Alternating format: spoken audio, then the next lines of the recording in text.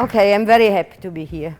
Not only because coming back to Borås every time it feels like coming back to my family, my second extended family. We are a patchwork family. But also because, yes, it's a fantastic spot where we can join and in a very nimble and focused and passionate way make ourselves be the driver of change.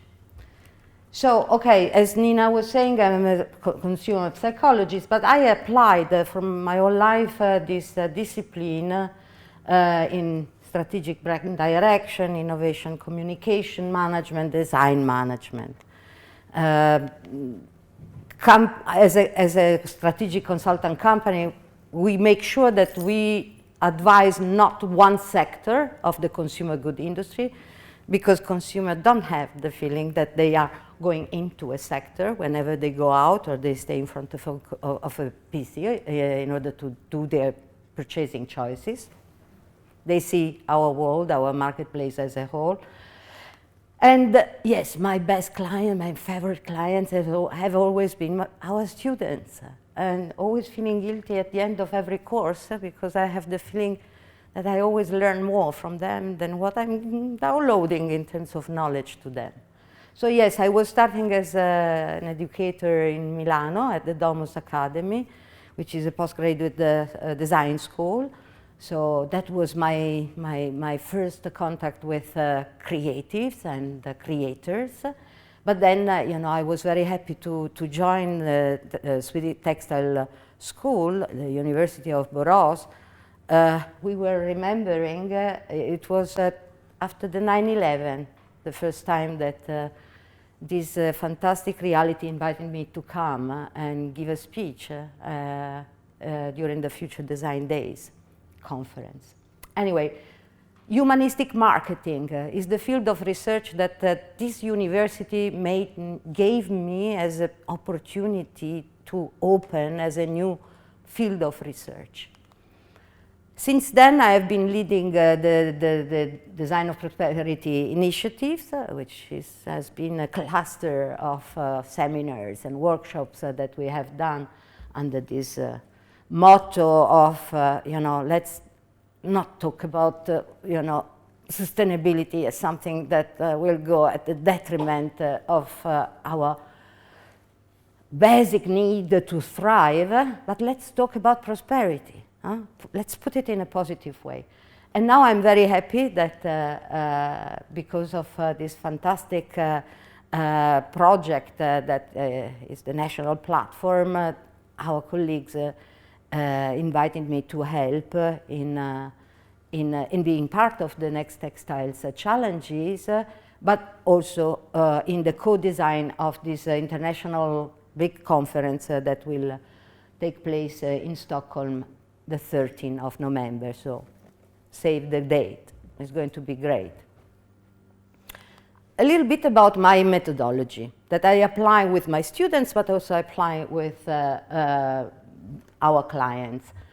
One has, in order to understand the consumer, one has first to forget the notion of consumer and to start to talk and think about people.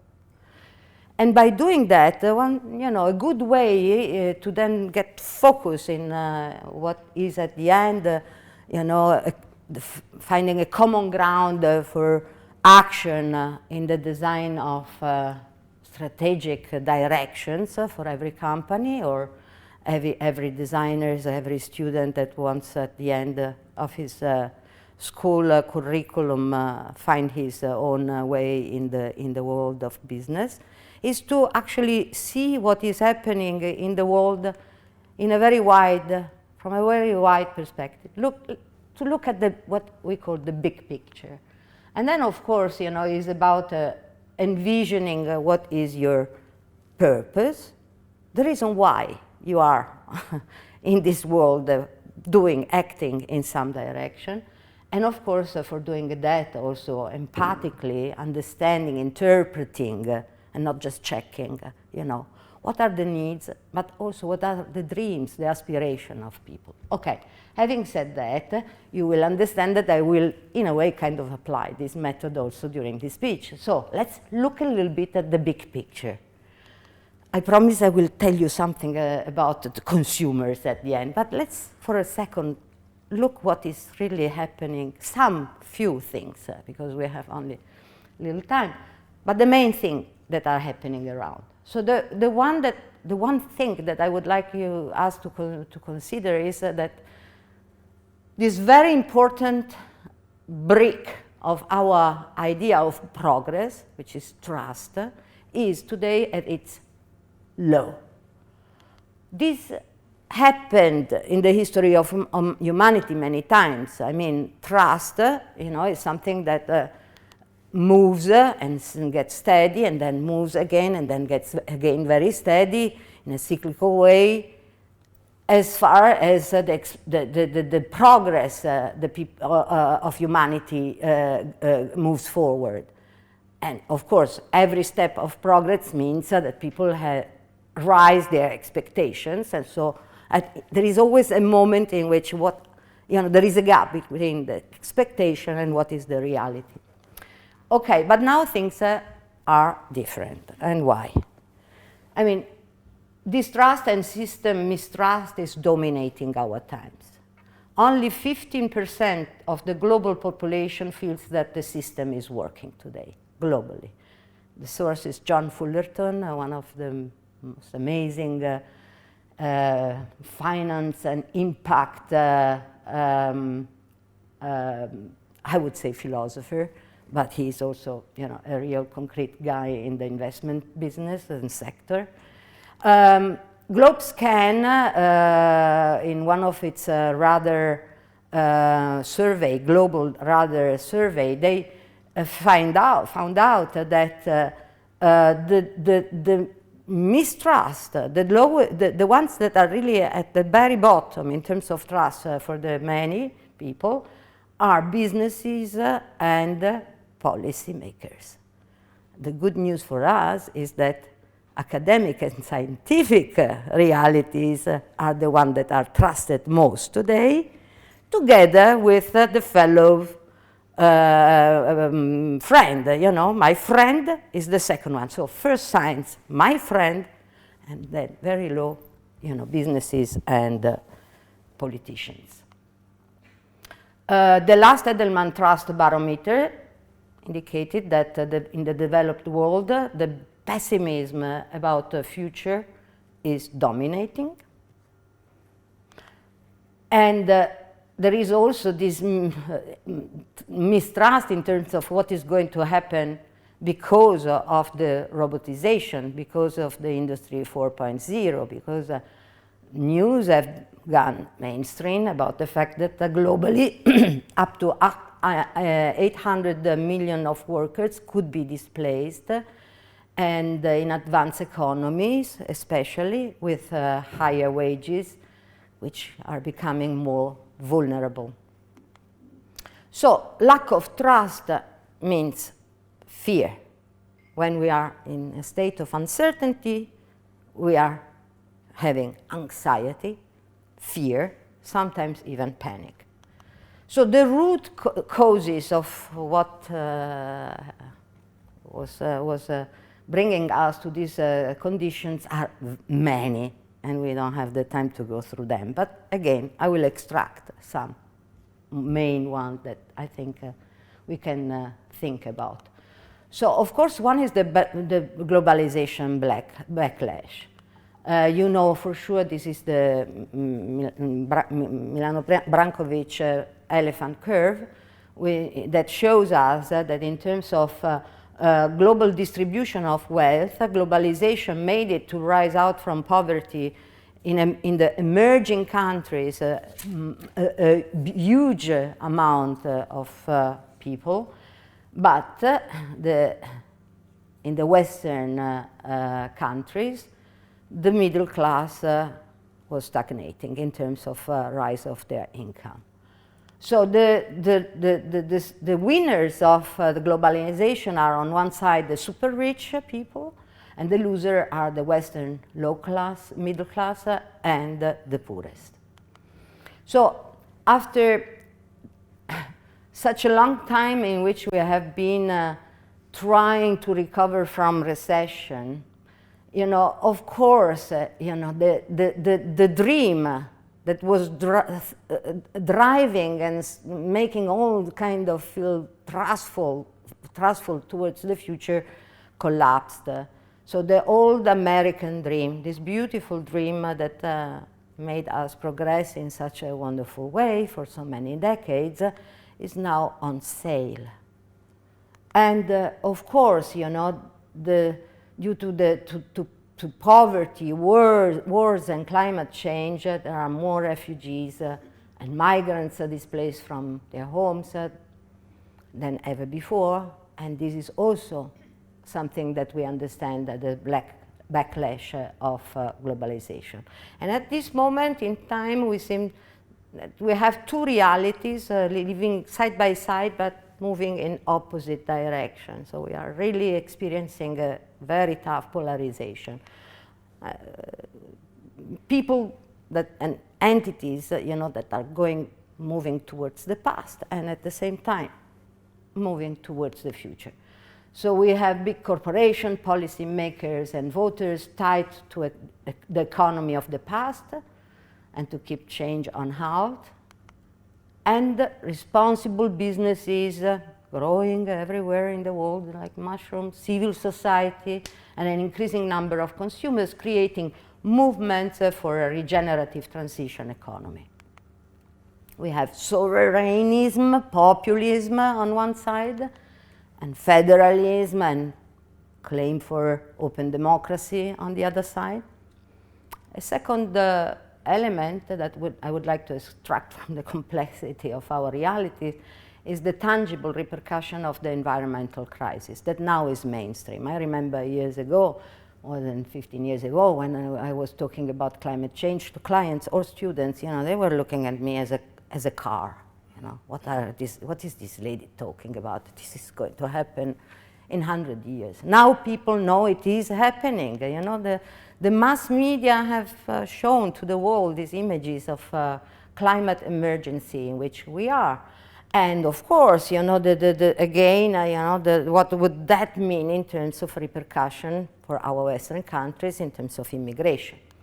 It is what Pope Francis described in his encyclica, no, Laudato Si, as those fundamental challenges of our time, that he says that they are the cry of the earth and the cry of the poor.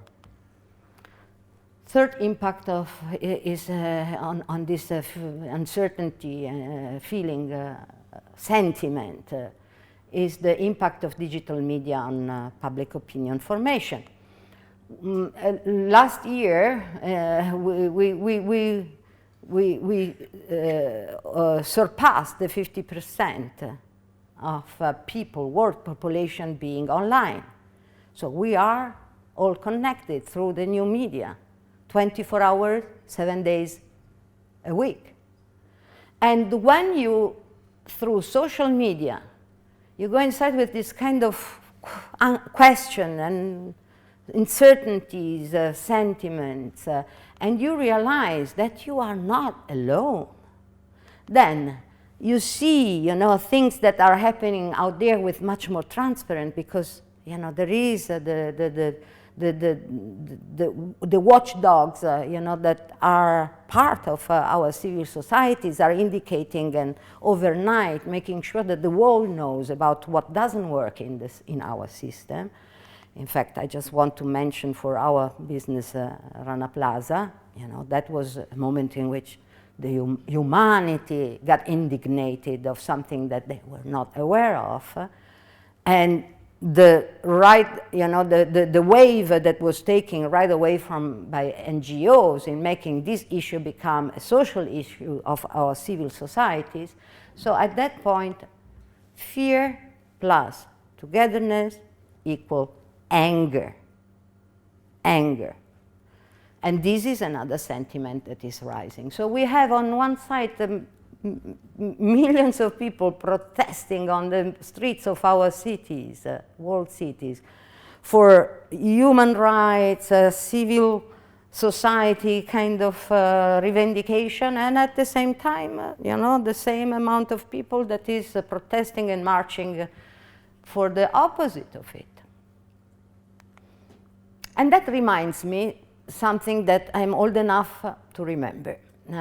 When in Italy, slow food started to, as a movement, as a, the first embryonic moment of slow food happened actually after a big catastrophe, which of the Italian wine industry, because one discovered that many Italian winemakers were adding methanol into the wine, and people died also because of that. So that was the moment of the counteraction. Slow food happened, and in meanwhile speed, it became something that made people worldwide become aware of the importance of the quality and the economic and political dimension of food. So that was a bomb. The next bomb is the textile one, because people care now more than ever about not only what they put in their body, but also what they put on their body. And it started with food, but now it's textile turns. So people, but also policymakers now, they put their finger at companies and say, hey, you have to control your value chain. Oh, but that's impossible. We know only the tier 1 dimension, not the first suppliers that are providing us with. We don't care. We want you to have the chain of custody through the whole value chain. Of course, transparency is a theme that is now, also mainstream. People want transparency, and they don't just want the surface of transparency. They want to go deep in both the social and environmental dimension. One of the last studies of GlobeScan is not only telling us what I just said, the trust is down, expectations are up, but like never before, the world's consumers are turning to brands to address the social and environmental challenge that affect their aspiration for a better life in divided times. And more consumers than ever have punished companies for their behavior. So we have boycott and boycott going on today. So trust is very important. Why I'm indicating it as a very important? Because it's the brick of our societies, of our progress. And young generation, they don't just want, something that is just looking as if it was a change. They go for deeper dimension of change. Actually, as an Italian, one of our master works in our literature is the Leopard, Tomasi da Lampedusa, and this was the very essence of that book, when this aristocrat, Sicilian aristocrat, by seeing the Republic happening and saw his world falling apart, he was saying, things will have to change if we want them to stay as they are. So there is, in the world of change, something that has nothing to do with what people out there, and especially young people, are asking us. And this is why I stopped talking about change. I am talking about transformation. Because the wisdom of words, I'm fanatic about understanding what is the real meaning of words. Transformation comes from a Latin word. It means transformare. That means going through the form, the shape, the appearance of things to their content, the meaning of things. So it's not about storytelling.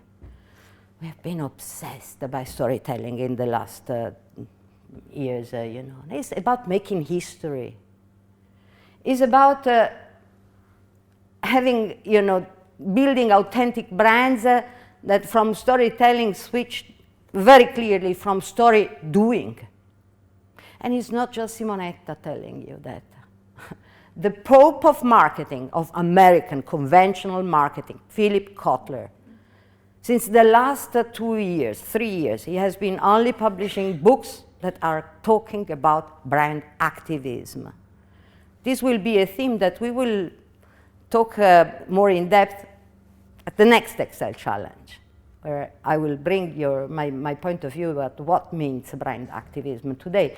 But there is one point that I would like to extract, which is very true, that Kotler got very nicely, which is that brand activism is also about cultural activism. So the use or creation of art, literature, or other cultural products to promote social change.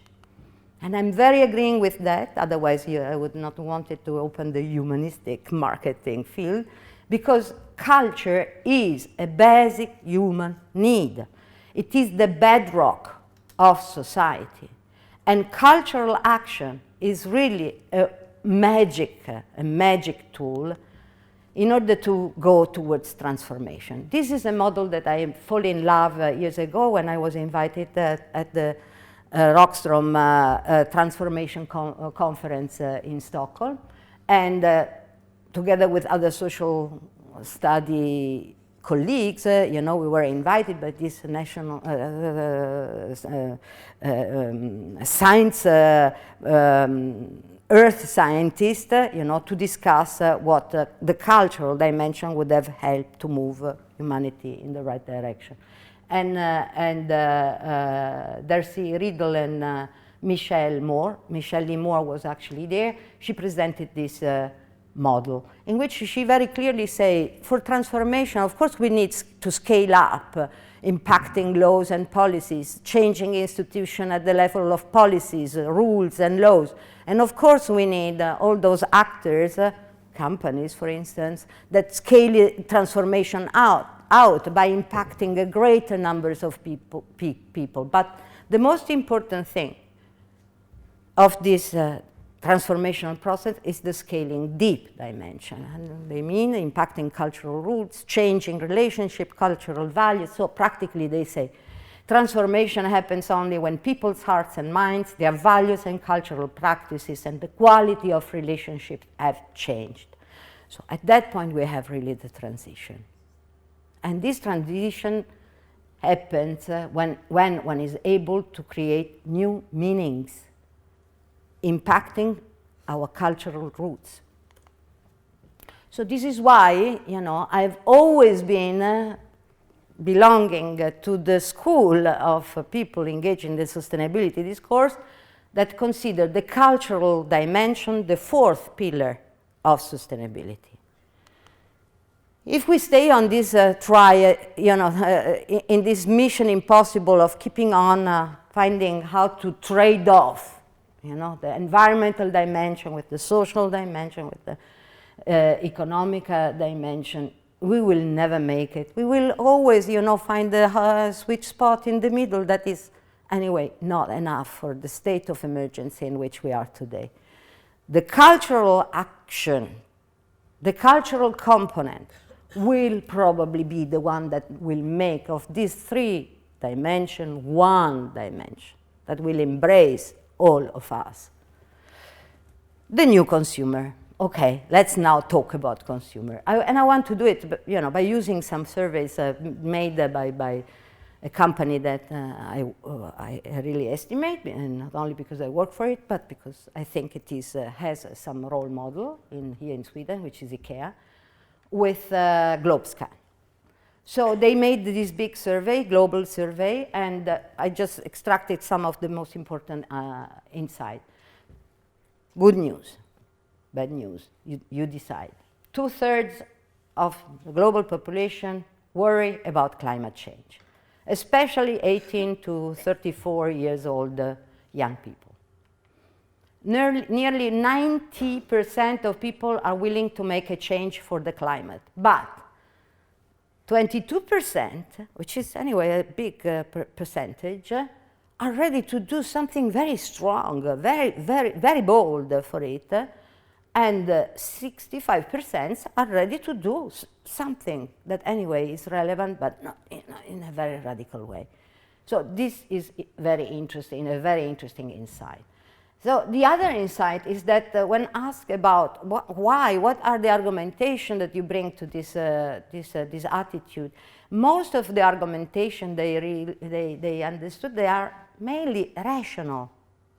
There is very little emotion compared to what is the rational argument. And concerning the barriers, you know, to action, they discovered that yes, there are these three barriers, which is one, yeah, the others aren't doing enough. I feel disempowered, and cost and inconveniency. Because of course, you know, what came out from this survey is that people don't want to pay more than what they have already to invest, not just to spend, you know, in their purchasing for things that are sustainable. But the most important thing, what I took home, you know, as the most important relevant insight of this survey is that people cannot imagine what a positive future would look like. This lack of a vision. The American dream had a vision, could really manifest and show what was all about being part of the American dream. Marilyn Monroe, Boogie Woogie, Camel Lights, Cowboys. I mean, it was telling a big story by making it happen. So this positive vision lack is, I think, one of the main tasks in terms of design. Another survey that I would like to bring to your attention is the one that was made by the Davos, our friend in Davos, to young people, surveying young people. And here we see that young people, so between 18 and 35, so that means they also take a piece of the Z's generation and the millennials. How do they see the world and what do they want to do about it? And we say that the number one thing is concern is climate change, the largest scale conflict, so wars, and inequality. Another interesting insight is that when asked how do they feel actually, what is the sentiment that they have about themselves in terms of identity, and you know how identity is today, again, a very important topic. First they say, I am human. Second, they say, I am a citizen of the world. And then third, you know, I'm part of my nation, of my country. Another important insight is that regarding immigrants, is that the 72.6% would welcome refugees to their country. And only the 7.4% would not welcome refugees in their country. This is another insight. So that means that all this fear and anxiety is more of our generation than of the next future generation or next present generation. And Gen Z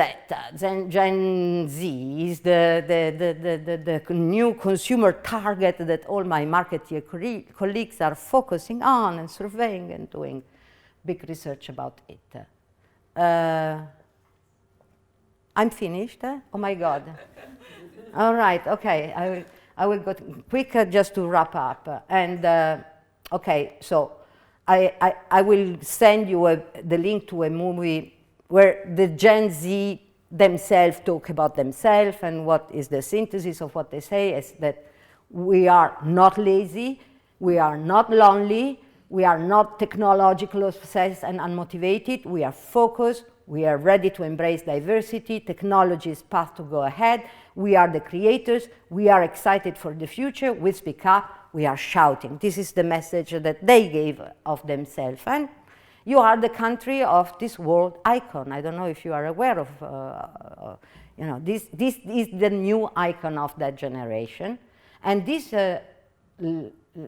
young lady will not for sure be part of the target groups that we have identified being obsessed in this fashion bulimia, no? In which we were embedded in the last years.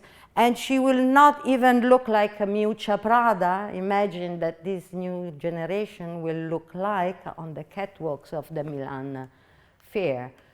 This young generation sees there is a dystopian and a utopia scenario in front of them, and They want a transformation to happen, and they want this shift towards a desirable and actionable new big story to be built and to be told to them. So I will conclude with this beautiful word, which is eutopia. Eu means in Greek the good, topia is the place. It's not about utopia, the place that doesn't exist, or dystopia, the bad place that we might have created until now on our only planet, beautiful planet. It's about the eutopia, the good place, which is a real place, a place that we want to all design together. Thank you.